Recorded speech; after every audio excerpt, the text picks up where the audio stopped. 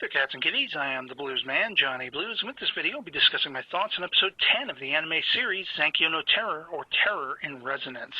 And let me just say, wow, this episode was simply put incredible.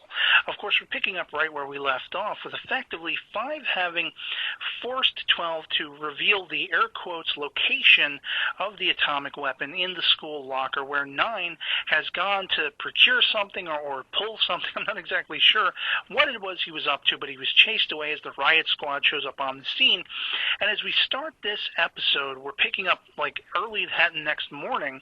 9 walks into the local police precinct and turns himself in as Sphinx. He puts on the mask and everything, freaks out the girl behind the desk, and my jaw had effectively dropped at that point.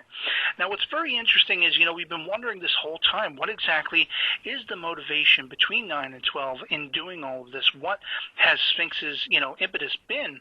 And we very much find that out in this episode, but it's not through, 9's words or anything like that. It's not from the mouths of babes. In fact, it's from Shibazaki, who's taken it upon himself to investigate sort of off the cuff and off the radar.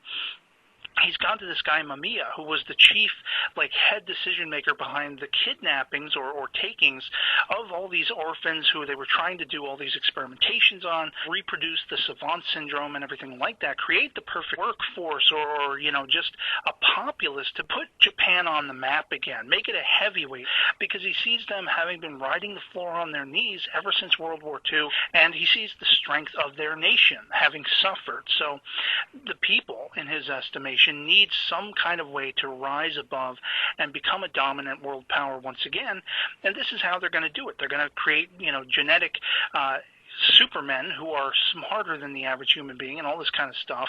And Shibazaki is the one who finally retrieves the answers we've been waiting for.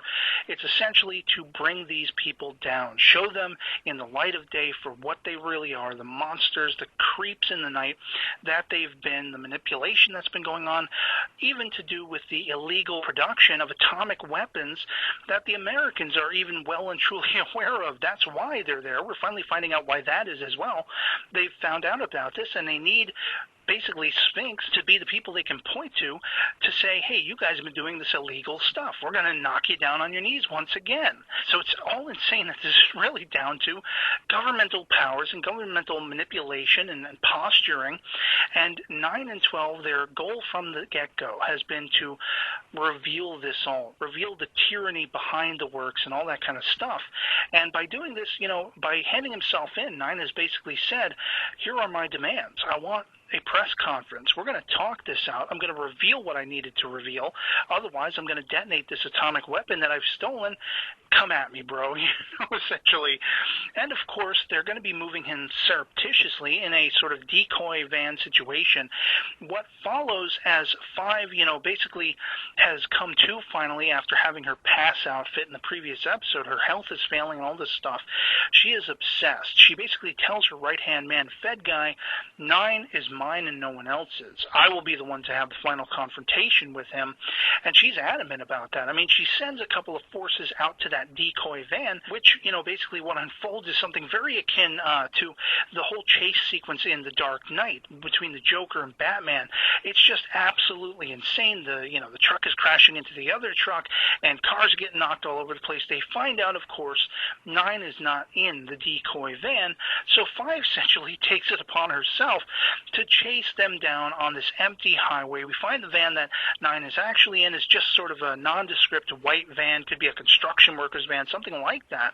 And he's got, 4 officers basically sitting on his sides and in front of him. And so this is how they're going to get him to the conference, at which point Shibazaki is also there waiting because he's basically been given the heads up by a higher up in the office. He's not supposed to be there, but he desperately wants to have some words with 9 and at least see him, something like that, to know what the legitimacy of all this is, as it's going to hopefully culminate.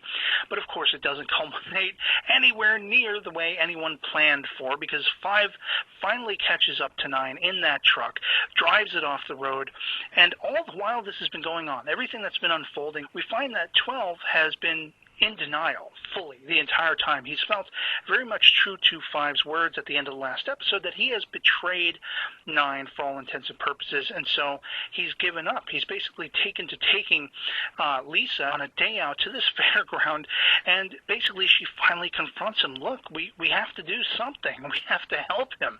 He'll be happy if we show up and help him like you did for me once before. I love that she called back on that because this was something that changed her life and gave her hope again. So she's hoping to bring this about in Nine because of that cynicism Nine has been carrying. You know, he's basically been sort of the pinnacle of Sphinx and what Sphinx has been doing. Nine is the one who's been throwing his all into this, and he's the one most in need of saving to a point. And of course, at that last moment, we see that 12 rides up on the motorcycle, gets in between the vehicles of 5 and 9s and everything like that, runs 9s effectively off the road because of what 5 is doing. She's shooting at the vehicle, shoots the passenger, and, you know, it crashes, all this kind of stuff. But eventually she stops the car, you know, and she has words with the Fed guy who's basically like, look, that's it. You know, you've crossed the line one too many times. We're taking you into custody. And 5 just basically pulls out a gun and shoots this guy. He is incredulous even in his apparently dying moments where it's like he basically asks her point blank, how could you make us your enemy over this? She gets in the car, doubles back, and has a face-to-face finally with 9 where you think she's going to probably kill him. And then by her words, you know, everything kind of switches up where I was thinking she's probably going to blow her brains out instead because she knows at this point everything is for naught. You know, she could take 9's life, but then she'll have a complete lack of purpose because her entire life up to that point has been trying to catch up with 9 again and beat him. Well, now she knows she's never going to beat him, and if she does, what reason does she have to live? She's already on her dying legs anyway. And to my just shock, she goes back to the car and she's like, now you have to live on ahead of me. Pops that gun at the leaking gas and blows herself sky high. And again, just like the opening of this episode, my jaw effectively dropped. And I was just like, I couldn't believe what I was watching. Then, of course, in the finale of this particular episode, we see this automatic setup of, you know, a balloon and this container underneath it coming undone, and this balloon is released into the sky. That atomic weapon is now skyborne over the city of Japan, coinciding with which we find that there has been one final automated message from 9. And that final message basically says, you know what, nobody can stop this now, and it's all going to hell. Booyah. You know, he reveals his face to all, and it's like it couldn't be pitched any harder core than that for a cliffhanger for the final episode. And wow, I was just stunned. Talk about, you know, ramping up the tension, and then just, you know, once it reaches its peak, blowing the roof off and going sky high even further. Just wow. I can't wait to see how the series culminates with its final episode. So yeah, otherwise, that will be pretty much it for me on this. I'm just astounded by this episode. Probably going to go watch it again, in fact. And yeah, I hope this video finds you well, and I'll catch you all later. Peace.